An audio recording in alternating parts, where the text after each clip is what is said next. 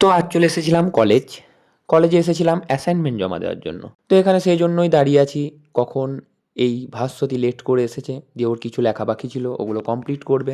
সেজন্য আমরা ওর জন্য দাঁড়িয়েই ছিলাম। তো দাঁড়িয়ে থাকতে, থাকতে বোরও হচ্ছিলাম চরম, আর ওর লেখা আর কমপ্লিটই হয় না। এটা ওটা জিজ্ঞেস করছে শুধু। তারপর এদিকে সর্জিকার একটাই কাজ, আমার ড্রেস নিয়ে প্রত্যেকদিন প্রত্যেকভাবে কিছু না কিছু খুঁত বার করবে আর সেটাকে নিয়ে হাসি মজা ওড়াবে।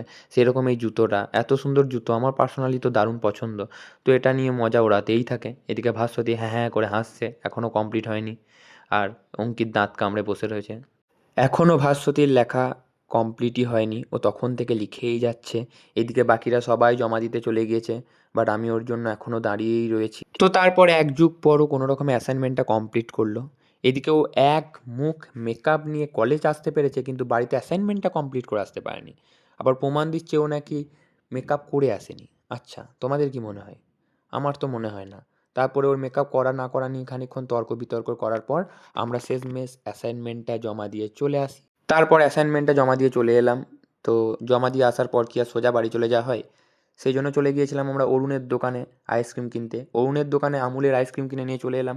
সেটাই এখন ভাস্বতী চাটছে। বাকি ৩ জন যারা ছিল তারা চলে গিয়েছিল কসমো বাজারে হুদাই শপিং করতে।